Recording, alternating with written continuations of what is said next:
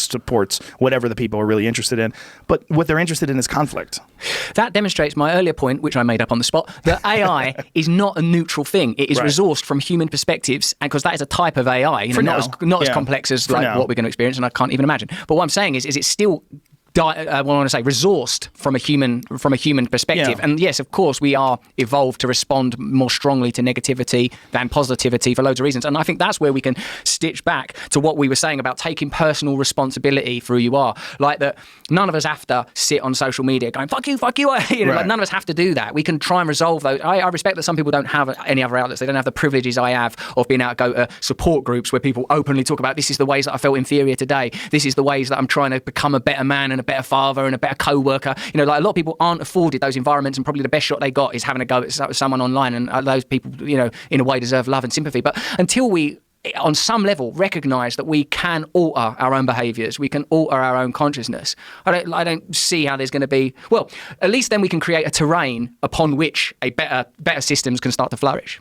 Do you read comments? No, I actually I'm too sensitive. I can just about manage to listen to people's replies to my conversation. I don't go on to, I have I work with someone who does my social media, and she gives me stuff like, here, I'll respond to these things, put some output on that, because I don't want to engage with that. I don't want to walk up and down any street knocking on the door going, do you like me? Do you like me? Do you like me? Yeah. I don't want to deal with people's responses in various conditions. Well, it's also much like the articles. The way people get a response out of you, or the way that people to get your reaction, is to say something really negative. You look at sometimes when people are not that savvy when it comes to social media. One of the things that you'll notice is they'll interact, and I've been guilty of this in the past before I sort of realized what I was doing. You would only respond to negative things. Like, people are arguing with people. Meanwhile, people are saying nice things to you, and you ignore them. Yeah, it's because you at a certain level, you don't have the physical time. It doesn't exist to respond to everyone. It's not possible. If you get 13,000 comments on one of your posts, how the fuck does anyone have time to respond to 13,000 people? You can't. And then you have email, and you have Twitter and Facebook and Instagram, and just there's no way.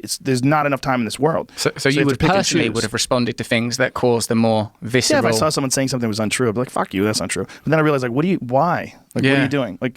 This is a new thing for people. There's never been a time where people have had this instantaneous interaction with people, unfiltered, unmoderated, globally. Yeah. I mean, it's very strange to be able to do that, and to be able to go back and forth, and just to be able to give your comments on things, to be able to talk about things. It's very addictive to people. Yeah, that's